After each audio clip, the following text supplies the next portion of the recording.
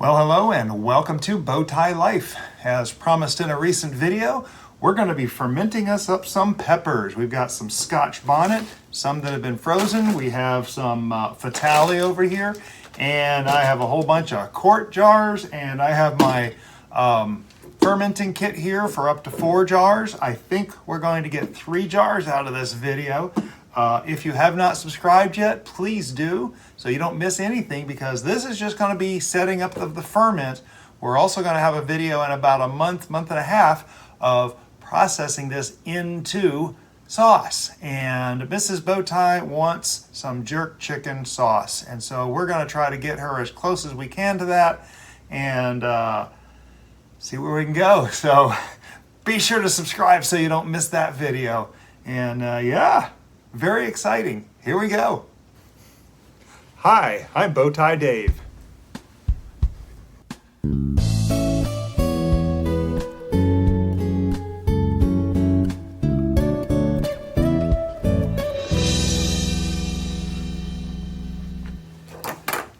So we're going to have a bit of a discussion about fermentation here, and it's one of my things that I'm really getting into. It is still sort of new to me, though. This is the 7th time I have fermented hot peppers, I believe. 6th or 7th, I'd have to look. In the past, when I make my ferments, I've been mixing all kinds of peppers together, and it's good. It's always been good. In fact, I love that for my little bit of hot pepper sauce, fermented hot pepper sauce every morning in my scrambled eggs. I have 2 scrambled eggs, and I put a teaspoon of the hot sauce in my scrambled eggs. And so this is a little different, though. This is going to be specifically for Mrs. Bowtie to make jerk chicken with. And we're kind of excited because we've been waiting for this moment for a while.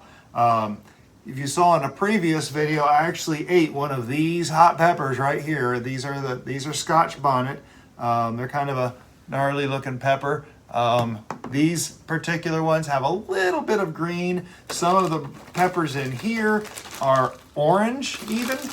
You can see there are some actual orange peppers inside here, which are really ripe. And the riper they are, the hotter they are, the longer they stay on the vine, the hotter they get. So yeah, some of these are very hot. Now, Scotch Bonnet are just about the same heat as Fatale.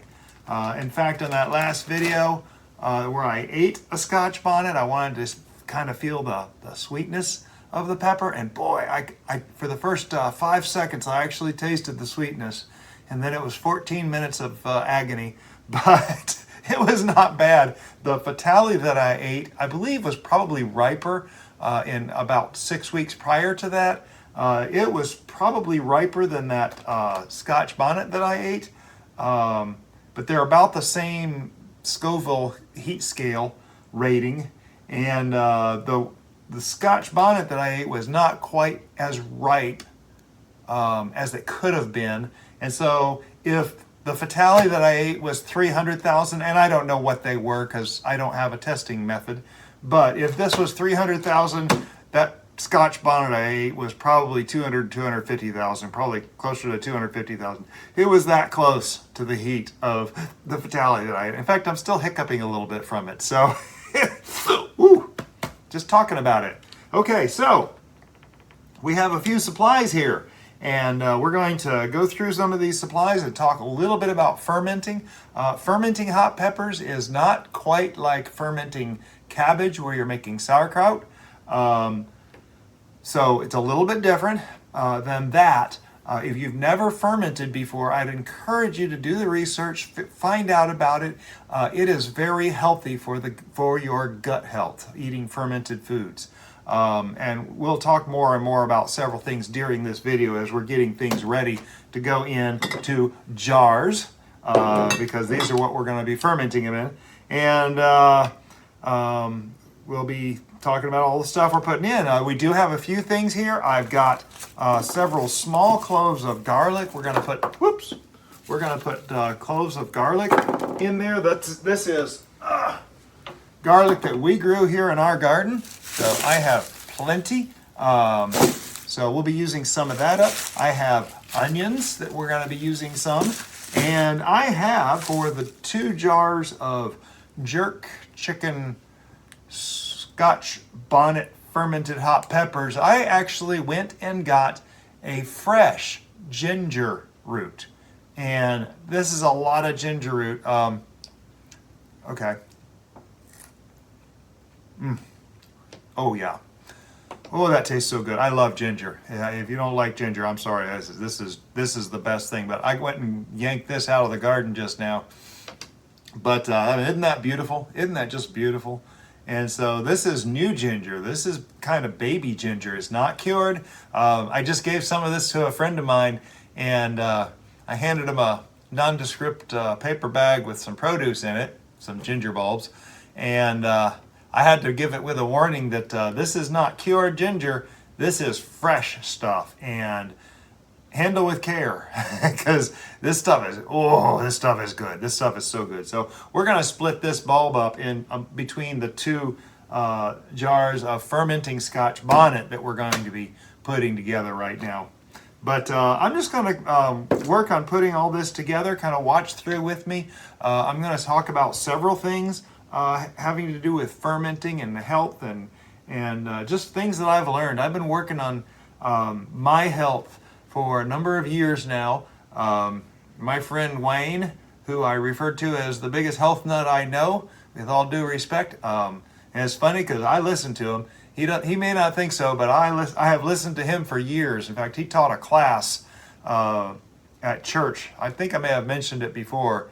That really changed my life. I mean, really changed my life. One of the biggest things from that class, I take a very small portion of insulin for my diabetes that I used to. I cut my insulin way back with just eating healthier and changing my diet and learning how to do it. That was my biggest thing. I didn't know how to do it. And so just learning how to do it with him was just an honor. So anyway, we are going to be filling these jars with stuff. And I'm going to be processing these Scotch Bonnet peppers. I am wearing gloves because these are hot. These are hot peppers. They're not Reaper hot. They're not Scorpion hot, Naga or whatever else is out there. Those, these are run probably between 200,000 and 300,000 on the Scoville scale, which is about 1/3 to 1/4 of some of those really hot, scary peppers that we've heard about from time to time. So anyway, the process of fermenting involves getting these peppers processed, cutting them up. They don't have to be small. They need to be smaller than they are now. They need to allow the air to bubble away from them as they're down inside the liquid, which this is the liquid we're using. We'll talk about what's in there. Very simple.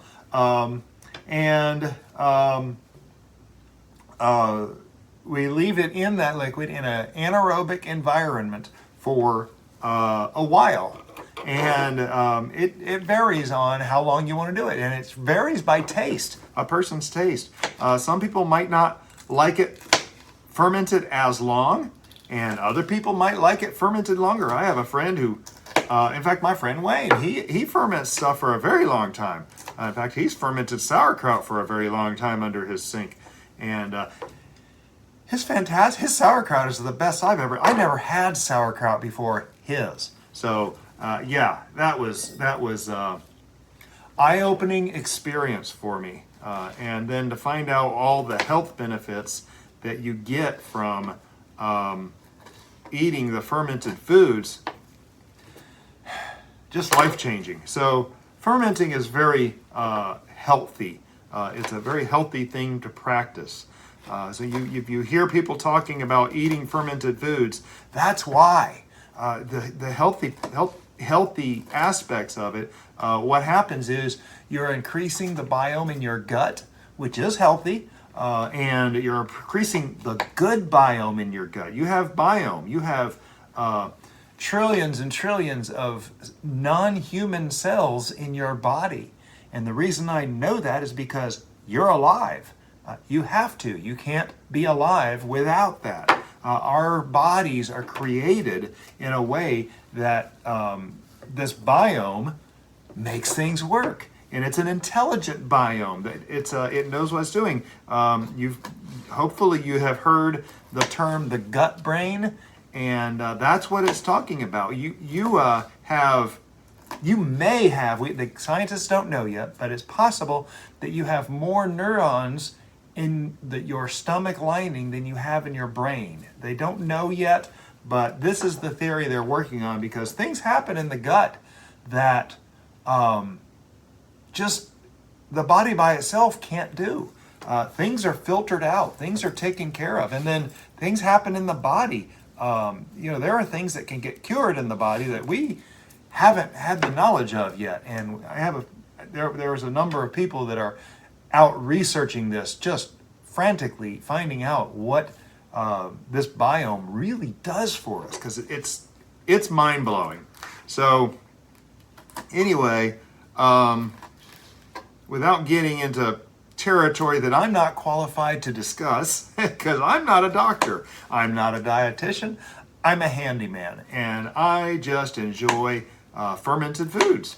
And you don't have to be anything special to enjoy fermented foods, to make fermented foods. I strongly believe that anyone who's interested in good health should be learning about this stuff. So anyway, some of these bags of peppers were frozen. I have been collecting these for months. So that's how I have almost 2 full gallon bags of Scotch Bonnet. My plants are growing strong. I can probably, in fact, there's probably this much out there right now that I could harvest in the next month or so. So I'm not even worried if I use all this up. If I use it up, woohoo, I'll go get some more, because I got a lot of Scotch Bonnet out there, which I find very exciting, because our history with Scotch Bonnet, we went to a Jamaican restaurant, and I mentioned this in the video where I ate one of these, but we were in a Jamaican restaurant, a really good food, and Mr. and Mrs. Scotches, and thought that was an interesting name, but we had some incredible food there, and I like asking the chef what kind of pepper they're using, and the guy said Scotch Bonnet, and he said that's the pepper for Jamaican food and jerk chicken and all that kind of stuff. And so I jumped on it. I ordered some Scotch Bonnet pepper seeds, and I put a bunch in, and here we are just over a year later, and we got a bunch of Scotch Bonnet peppers, and it's just downright exciting to me. So anyway, yeah, Scotch Bonnet. So anyway, a little bit more about fermenting. So what's going to happen here is we're going to put the peppers and the ingredients in these jars. We're going to make sure that they're below the surface of the liquid that we're sticking in here, because what happens is it's salt water. That's all. There's nothing special in here. It's salt water. This is pink because I put pink Himalayan salt in here. You do not want a salt that is iodized. You have to make sure there's no iodine in the salt you use. That will halt the process. So you got to make sure it's good salt. They do sell fermenting salts. They sell different kinds of salts that you can use. I like the Himalayan pink salt from just the aspect of some of the other minerals that are in it. And just that's it. Just some of the minerals and stuff that are healthy for us, and we should be eating anyway. So anyway, so we're going to be covering up what's in here with the liquid, and the fermentation process becomes an anaerobic process, which I've mentioned already. Anaerobic means without oxygen. So being underneath the surface of the liquid, there's no oxygen down there, and so the particular bacteria that we have that does this process is a lactobacillus bacteria, And lactobacillus, it's everywhere. We have it in our body. We have it in our gardens. We have it in our house. Lactobacillus is one of those very, very common and healthy bacteria that we have all around us all the time. And now, I say fermenting. Fermenting, this does not make alcohol. This makes carbon dioxide and lactic acid. And what that does, I mean, if you want to do alcohol, you have to ferment with yeast. That's a different kind of fermenting. So this is fermenting with bacteria. And so this lactic acid, which is healthy for you, is important for our digestion, for our proper functioning of our body and everything else. So that's what we're talking about, is this this lactobacillus fermentation in these things. And you can ferment more than just peppers. This is just what I love. I have truly, since I found fermentation, I have truly loved hot peppers. Oh my goodness. It just brings out the flavors. It actually, the fermentation process actually tones down the heat, though in some people's minds not enough. Sorry, Jim. He told me today that I gave him some fermented hot pepper sauce and it was a bit warm. He said he liked it, but yeah. So anyway, I love it. I love it. Every morning I get the exact same breakfast. I get 2 scrambled eggs on a piece of toast, and in my eggs I put a teaspoon of fermented hot pepper sauce every single day that I can. Now we're about to go on a trip that is going to prevent me from doing that for a week, but I'm tempted to bring my own hot sauce so I can at least do that. Oh, that's a habanero. What is that doing in here? I'm not going to put that in there. I thought that thing looked a little orange. I wonder if there's another habanero in here. I saw several orangey looking ones. No, I don't see one. Okay. Well, anyway, so one of the reasons why I like hot peppers, and let's talk about the health benefits of hot peppers. And I'm going to put a link to a video by Chili Chump. He is a fellow in the UK. He knows so much more than me. I've learned so much from him about hot peppers, growing them, processing them, and the big thing is the health benefits of hot peppers. There are so many amazing things. I mean, it helps with cancer. It helps with joint health. It helps with diabetes. It helps with autoimmune problems. It helps with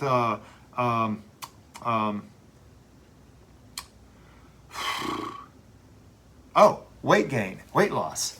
And that was my big thing. I actually saw this video that I put a link to in the corner here, in the cards. If you're on a device that does cards, there's a little eye up in the corner. You click that and it pops down, and it's Chili Chump's amazing health benefits about hot peppers, eating hot peppers. But and I'll also have it in the description below. But anyway, so I was very typical. I gained weight during college. I gained weight, and after college I gained some more weight, and I was a little bit overweight for my comfort level, and I tried very hard to keep it off through my late 20s, my 30s, my 40s, and I was into my 50s when I was about halfway through my 50s when I learned about the health benefits concerning weight with the eating hot pepper sauce. And it's the capsaicin in the hot peppers. That's what makes the hot peppers hot. And it's that capsaicin, the hot part, that we're talking about as far as the health benefits. And so anyway, it's when I started my every single morning getting just a teaspoon of hot pepper sauce. And I don't eat much outside of that. Occasionally I will, like stupid videos like that other one. But anyway, it was just a teaspoon a day. And so for all those years, I've been trying to get back down to my target weight, and I couldn't do it. In fact, I trained for 14 months for an off-road marathon a dozen years ago, and I couldn't do it. I couldn't break that weight that I really was wanting to get rid of, because I was feeling it. It wasn't a lot, I'll admit, but I was feeling it. It was slowing me down. It was exhausting me. It was rough. And so I started doing this capsaicin every morning, and within 6 weeks, I started noticing I was losing weight. And in about 3 months, I got to my target weight. And today I sit before you at my target weight in my second year of college. And so that excited me. So anyway, lots of help. I encourage you to go look at Chili Chump's video. I'd love to recreate that, but I'll be honest, his body of research and everything in that video, he cites the studies and everything necessary to understand what the health benefits of hot pepper are. And he does it in such a excellent way. He is obviously very detail oriented, and he does it in such a good way. It's not worth remaking. He just did such a fantastic job with it. So anyway, encourage you to go look at that video on the health benefits of eating hot pepper and capsaicin. Now, the fermented part, that's a whole nother health discussion. He's talking about just capsaicin, hot peppers. In fact, I think you can get concentrated capsaicin. You can even make concentrated capsaicin, though I don't know how yet. So I'm not sure I would enjoy that, because I actually enjoy the flavors of the peppers that I'm eating as well. In fact, I mentioned at the beginning of this that I used to mix a lot of peppers together, and it's so good with the ferment process and all. I didn't get the stem off of this one. I have not been checking good enough for stems. Anyway, so with the what was I saying? I forget.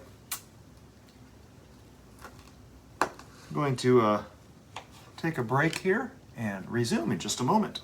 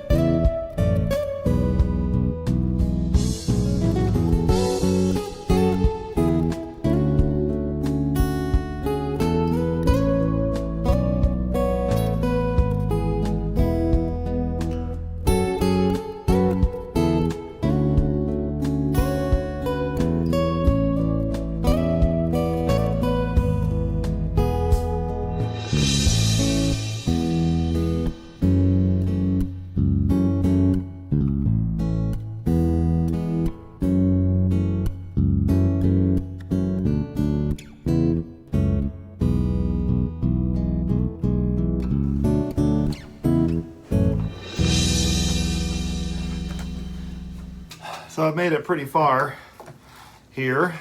I've got garlic and ginger in both of these jars.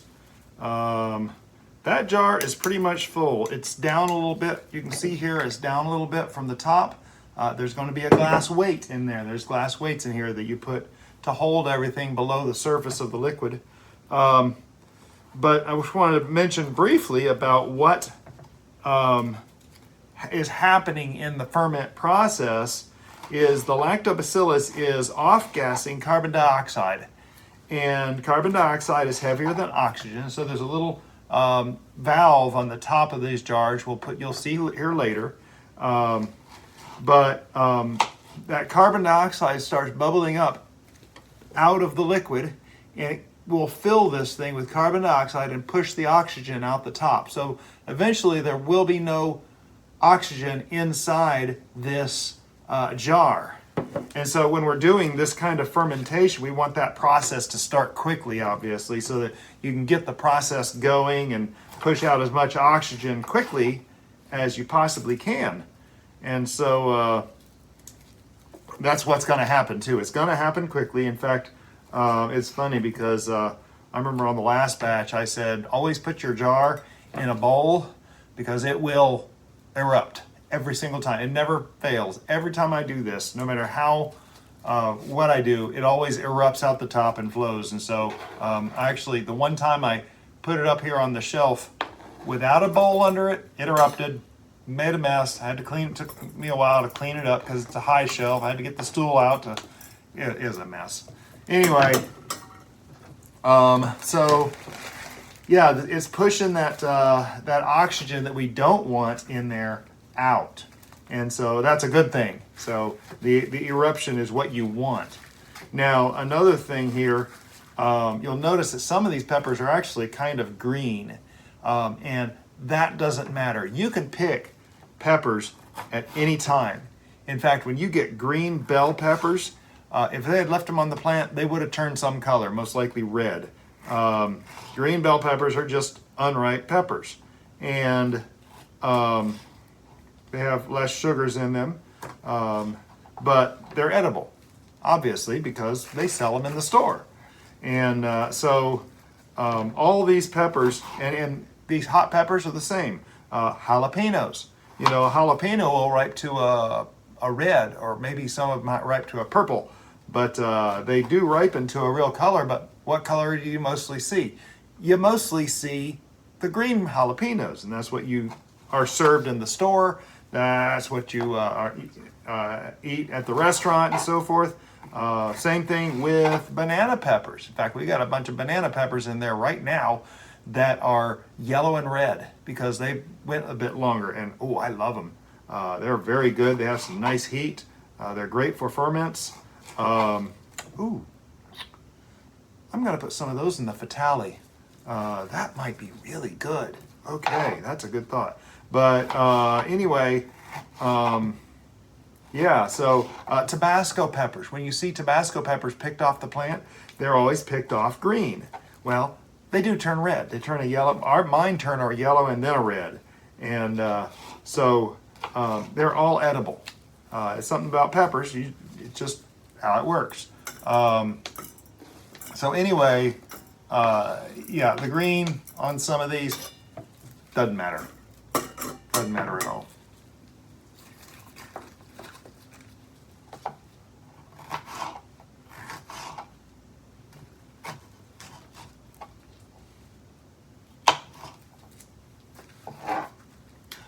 Potatoes, that's a different story.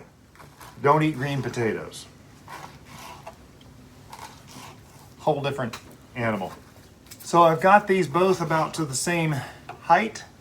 We need some room for a glass weight under there. I'm actually going to add onion, and I'm going to cut this in a way that I'm going to get a half out of this. There's a bad spot here. I'm going to try to get a lid for the ferment out of this. We cut the end off.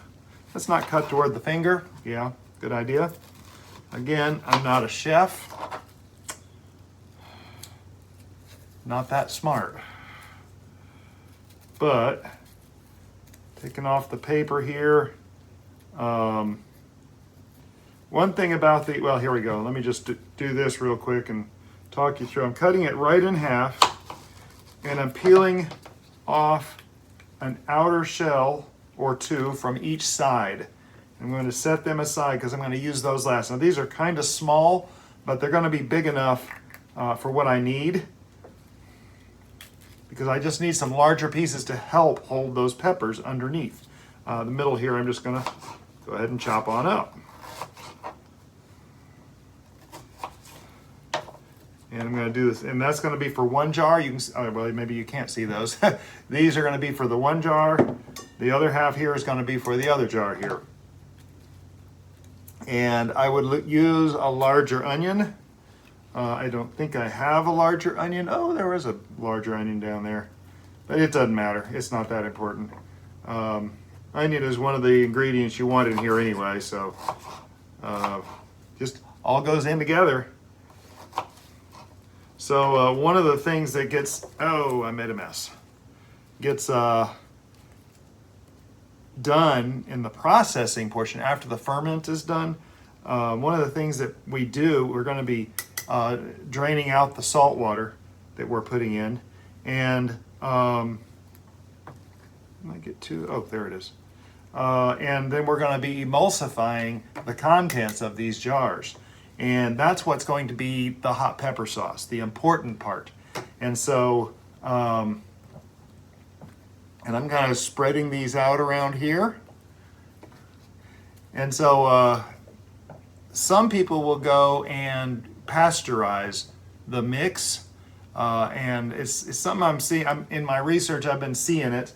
And what that pasteurized does is it kills the ferment. And I'm not sure that's a good thing. I want to have my ferment live as long as possible. What I do is I stick it in the fridge, and it will slow down the ferment. And you see, here's that glass weight I was talking about. Well, darn. I was supposed to sanitize these weights and the jars. We're not going to discuss that. Not in this video. Let's see what happens. I've had a lot of good luck with this so far, and I'm gonna bank on good luck. Be a gambler today.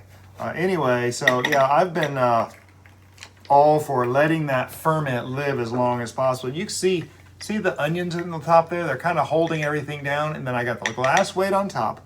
Now comes the magic part. Here we have the salt water. Now this here is about a 4, maybe 5% mixture of salt and water, and it's clean water, not just tap water. You do not want to use tap water because that will kill the ferment. But we're going to fill this thing up to where the level of the liquid is above those onions in there. Now, you're gonna want to take like a knife or something and go down the sides and get as much of this oxygen out as possible. Normally I use a chopstick. I have some stainless steel chopsticks that I like. This one, not going as well as normally planned. So push that down in there. I'm making sure that it stays under the level of the liquid. The glass weight doesn't have to, just the produce underneath it. Now there is a seed here in the top. There's an occasional seed, and that can grow mold. Now, as far as your ferment going bad, I've done a lot of ferments. Okay, I say a lot. I've done maybe a dozen different types. I've done sauerkraut and peppers and other stuff, but anyway, I've never had one go bad. Now, people talk about, oh, I'm scared of getting botulinum or something like that, and or something else growing. Well, what happens is with this anaerobic activity, it increases the acidity of this, and you get the acidity down to a certain point, and that other stuff can't survive, which is one of the reasons why we do this anaerobically, without oxygen. And it is healthier because it's harder to grow that stuff. Now, fermenting is something that's been around a long time, a very, very long time. They've been doing fermenting since ancient days, since days in the Bible, and successfully. But the neat thing is, if you have a ferment that's gone bad, you'll know. It'll grow nasty black and green stuff on top, and it will stink. If your ferment starts to stink, it's done. Now, I've heard people say you can clean it off. Now, the white stuff that you get on there, that's not bad stuff. The white little fuzzy stuff that you get on there, just take a spoon, scoop it off. Now, I do not check these. These are going to go up on this shelf over here, and they're going to stay on that shelf for at least a month, maybe more. I don't know. It depends on how busy we get. But they'll stay up there a long time, and I haven't had anything go bad yet. So, not with this kit here. This kit has been nice. I'll show you the lid here in just a minute. I need to go get my good water. Hold on. Okay, so I used up my initial salt water mix, and I'm going to make a little bit more, which is very opportune because I normally have plenty for these projects. One of the things that I strongly recommend getting, I don't know that it's required, but those weights, as far as the weights, as far as the mix of the salt and the water, it has to be really close, between 2 and I think 6%. I've been going for a 5%, and I'm actually reducing to a 3% today, but that's 3% by weight. And so if you have a scale that will measure grams, easiest way to do it, you set this thing to grams and tar it, T-A-R-E. Well, first of all, you put the jar on it and then tare it. What that means is it's zeroed out now. And so it's going to, I'm going to fill this with water, and I'm going to know how many grams of water I'm going to be putting in there. So I'm going to put in here, fill it up, and I will just stick this in the fridge, this jar in the fridge, and use it next time, which is where that last jar came. It came from the last time. So I put 842 grams in here, and I want, I'm going to go to the 3%. So 3% of 100 is 3, right? Times 8. 3 times 8 is 24, plus another 3. So 27 grams of it. Use a calculator, figure out what target you want to get to, multiply the weight times your percentage, 0.05 if you're doing 5%, or 0.03. That gives you how much you need to do. So now that I got the water in here, I can hit that tare again. This thing is zeroed out now, and I'll be able to put exactly my 27 grams of salt in here. Well, using the wrong side here. There we go. Okay. And you can get pretty close. Okay. I'm at 30 grams. I've poured a little fast. It's okay. Close enough. Remember, we're looking for a target, 2 to 6% or whatever it is. So 3% salt solution, good. And I do use this pink Himalayan pink. It does not have iodine in it. The iodine process will put a halt to your fermentation process, and you don't want to halt it. You want it to go. So you got to get a salt that doesn't have the iodine in it. So anyway, you see it's in there. I'm going to mix it up really good. And you'll notice this is not quite as pink as the other mix. The other mix had more salt in it.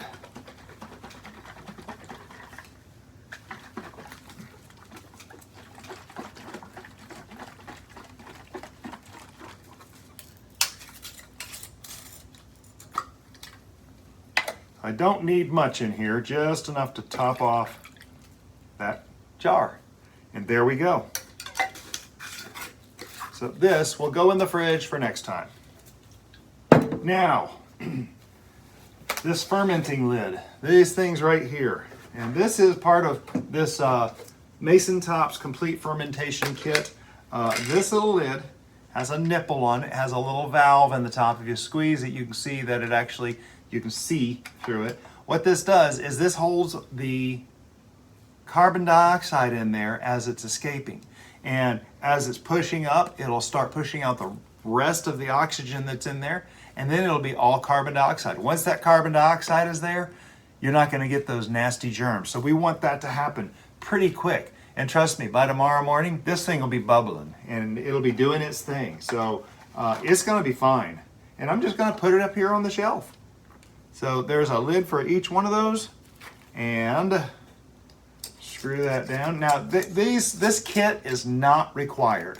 There are so many different ways to do this. They used to do this with a piece of cheesecloth over the jar. And some people will actually do it with an actual lid, but you have to be sure to burp it every day because it builds up pressure in there. In the beginning, you have to do it more than every day, but it builds up pressure in there and needs that gas released. So you have to remember to do that. With my ADD brain, I'm not going to remember. Trust me, it's not going to happen. So there's a lot of these things. There's the bubble tops, various different kinds of bubble tops. The crock that is ancient in design. It has a V groove all the way around. When you put the lid on, you fill the V groove with water. It only lets the gases escape. So this is the method I've chosen as far as the fermenting lid. And do your research. Find the different methods. I like this. I know other people that love this method, and I know people that would rather have a fermenting crock or the bubbling lid, the bubbling nozzle on top of a jar lid. It's all stuff you can get on Amazon or wherever. It's pretty readily available. This is not mysterious stuff. So anyway, there are 2 jars of Scotch Bonnet ready to ferment. Gonna put a date on these. I'd normally take a Post-it note, stick it on there. I'm going to put them in a cereal bowl out of the kitchen, and they are gonna sit up there on the shelf for a while. I would like to go get at least 1 jar of Fatale processing, and I'm not gonna put the ginger in, but I am gonna put garlic and onion in that. So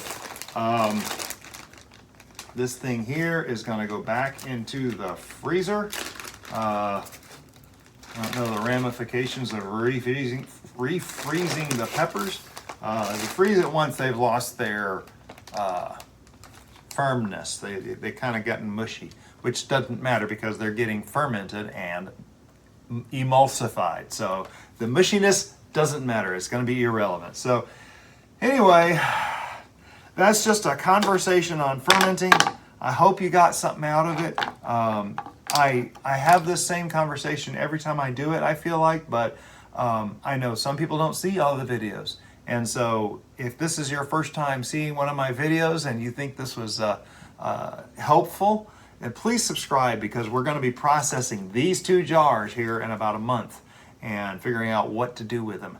Mrs. Bowtie is going to be looking up jerk chicken recipes and the stuff that goes in it, so that's going to be exciting. But anyway, yeah, so please subscribe.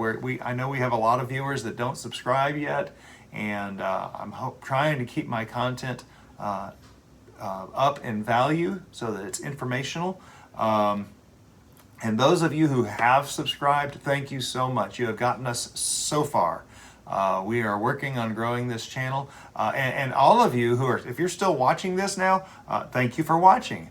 That helps grow the channel. It helps get the channel on Google's and YouTube's radar to know that we have valuable content.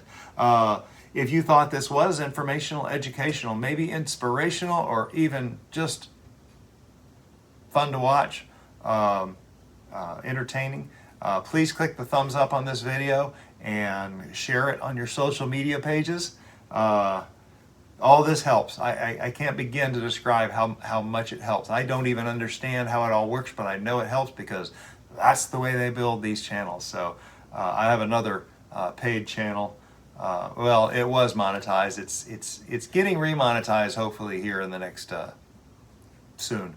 But anyway, yeah. So this is this whole channel is my own log of what's going in the garden with preserving, my own record of the things that are happening. I go back and watch my videos frequently, and it's really for me, and you are just so welcome to join along. I'm learning right along with you, and I know I've got some people on here that are a lot more knowledgeable. I love the comments, the advice, whether you have questions about what I'm doing or if you have recommendations about what I'm doing. Please comment below and let me know.